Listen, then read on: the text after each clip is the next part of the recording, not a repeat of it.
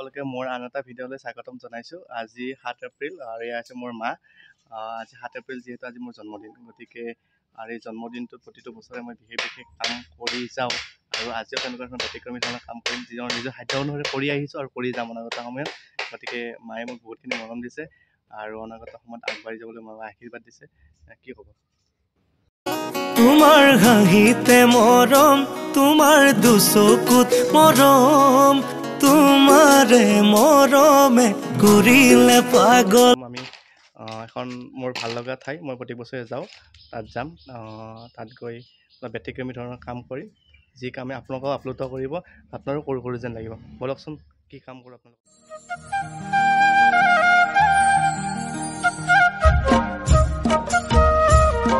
Finally আহি পালোঁ। নলবাৰীৰ মাজমজিয়াত থকা হৈছে এখন কাপোৰৰ দোকান, যিটো বজাৰৰ মাজতে আছে, আৰু কাপোৰ ল'লোঁ। দাদাই কৈ আছে যে মাৰ্কা মাৰা। মোৰ দোকানৰ বস্তুটো কেতিয়াও বেয়া নহয় ন, চবৰে দোকানৰ বস্তু ভালেই, দাদাই কৈছে তেনেকৈ। প্ৰত্যেক দোকানেই কয় বাৰু তেনেকৈ, তথাপিতো ল'লোঁ আৰু চাই চিতি ল'লোঁ। আৰু কিবা এটা লওঁ বুলি এইখন দোকানলৈ আহিলোঁ। গামোচাৰ দোকান, গামোচা চাই আছোঁ। গামোচা কেইখন লওঁ। যোৱাবাৰ জন্মদিনতো মই ইয়াৰ পৰাই লৈছিলোঁ কাপোৰ, গামোচা লৈছিলোঁ ইয়াৰ পৰা, আৰু এইবাৰ ল'লোঁ। দাদাই দামবিলাক কমকৈ ধৰে একচুৱেলি। আহিব কোনোবা ইয়াত দোকানলৈ, দাদাৰ দোকানলৈ। ফাইনেলি আহি পালোঁ শান্তিনিবাস অনাথ আশ্ৰম, আৰু প্ৰত্যেক বছৰৰ দৰে অহাৰ দৰে এইবাৰো আহিছোঁ। আৰম্ভণিতে কৈছিলোঁ যে মই এনেকুৱা এটা বিশেষ ঠাইত যাম, আৰু সেই বিশেষ ঠাইখিনি হৈছে মোৰ অতিকৈ প্ৰিয় ঠাইখিনি। সেইখনেই হৈছে মজিবুৰদাই প্ৰতিষ্ঠা কৰা শান্তিনিবাস অনাথ আশ্ৰম। আৰু ইয়াত ককা আইতাসকল আছে, তেখেতসকলৰ দুখৰ সমভাগী হ'ব পাৰিলে বহুত বেছি ভাল লাগে, আৰু তেখেতসকলৰ অভাৱ অভিযোগৰ বিষয়েও তেখেতসকলে ব্যক্ত কৰে। পাৰ্যমানে সহায় কৰি আহিছোঁ। কি কথা পাতোঁ তেখেতসকলৰ লগত, শুনকচোন বাৰু।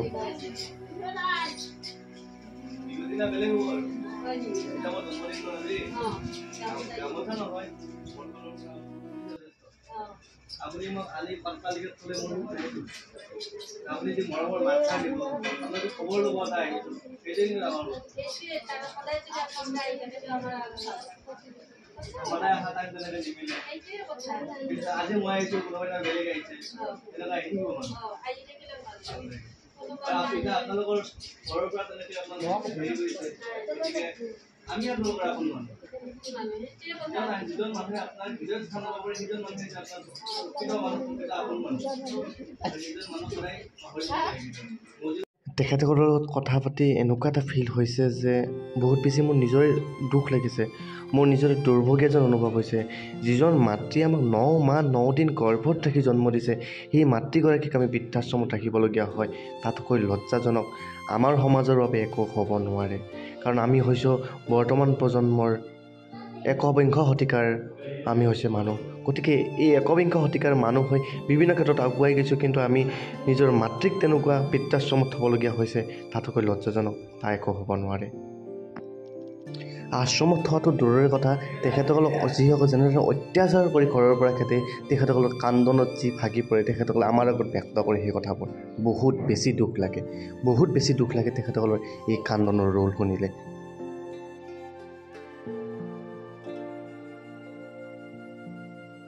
উপায় নাই, কি কৰিব। প্ৰত্যেকজন মানুহৰে, প্ৰত্যেকজনৰ মাক দেউতাকৰে এটা আশা থাকে নিজৰ সন্তান, নিজৰ বোৱাৰী, নিজৰ সন্তানজনৰ লগত থাকি জীৱনটো পৰিচালিত কৰাৰ। কিন্তু কি কৰিব, উপায় নাই, তেখেতসকলেও দুৰ্ভগীয়া। গতিকে মোৰ জন্মদিনৰ দিনা তেখেতসকলক কি পাৰোঁ সহায় কৰিছোঁ। আইতাগৰাকীক মই বস্ত্ৰ দিছোঁ, এখন গামোচা দিছোঁ। তেখেতে কৈছে নালাগে গামোচা মোক, তোমালোক যে আহিছা সেইটোৱে মোৰ বাবে বহুত, মোৰ খবৰ লৈছা সেইটোৱে মোৰ বাবে বহুত।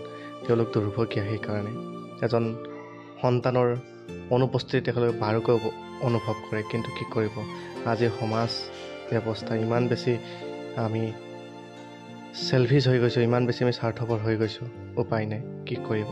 তথাপিতো নিজৰ সাধ্য অনুযায়ী আপুনি আহিব কেতিয়াবা, তেখেতসকলৰ দুখৰ খবৰ ল'ব, সমভাগী হ'ব, পাৰিলে তেখেতসকলক অলপ সান্ত্বনা দিবলৈ চেষ্টা কৰিব।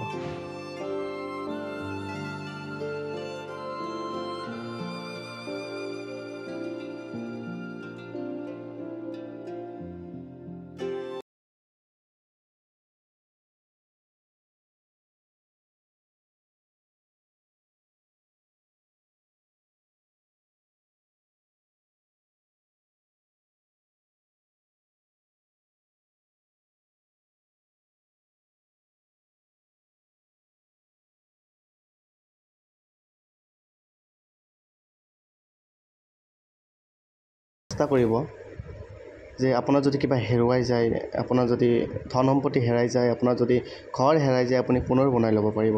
কিন্তু নিজৰ মা আৰু দেউতা যদি হেৰাই যায়, তাক কিন্তু পুনৰ কেতিয়াও নাপায়।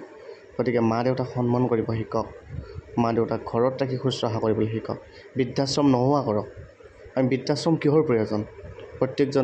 আমি যদি প্ৰত্যেকজনে একতা হৈ প্ৰত্যেকজনে যদি আমি মাত মাতোঁ বৃদ্ধাশ্ৰমৰ কাৰণে, তেতিয়াহ'লে এই বৃদ্ধাশ্ৰম এদিন নোহোৱা হৈ যাব।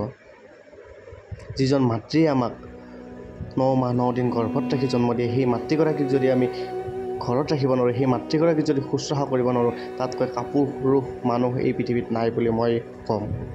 কোনোবাই বেয়া পালেও ভাল পালেও মোৰ তাত ক'ব লগা একো নাই। কিন্তু মই যিটো ভাল দেখোঁ, যিটো মই কৰি আহিছোঁ, নিজৰ ব্যক্তিত্বৰে কৰি আহিছোঁ। গতিকে প্ৰত্যেকজন মানুহে চেষ্টা কৰক, প্ৰত্যেকজন মানুহে এই বৃদ্ধাশ্ৰম নোহোৱা কৰিবলৈ চেষ্টা কৰক। নহ'লে কিন্তু এদিন আমি মা শব্দটো হেৰাই যাবলৈ বাধ্য হ'ম।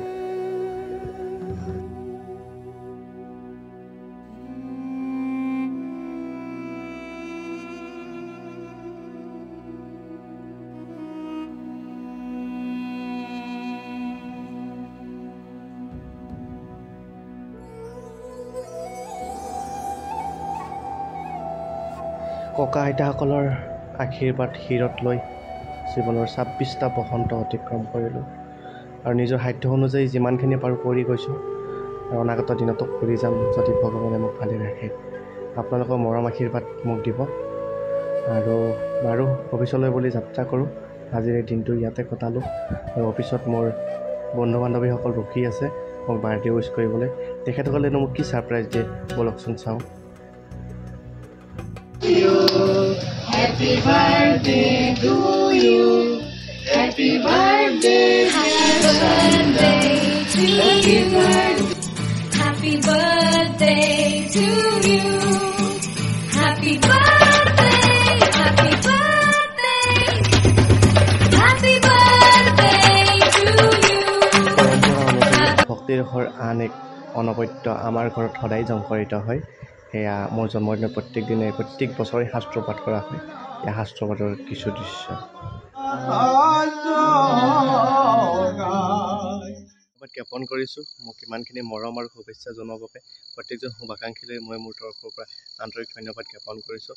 অনাগত সময়ত মৰম দি যাব, শুভেচ্ছা দি যাব, যাতে আগুৱাই যাব পাৰোঁ। আৰু এই জগতে এটা কথা কওঁ, আৰু মোৰ ভিডিঅ'টো যিহেতু মোৰ নতুনকৈ বনাই থাকোঁ, গতিকে ভিডিঅ'টো সিমান বেছি ভাল নহ'ব পাৰে। গতিকে আপোনালোকে ভুলবোৰ দেখুৱাই দিব আৰু তাৰে ভৰসাৰে পুনৰবাৰ সকলোকে ধন্যবাদ জ্ঞাপন কৰিছোঁ। Thank U.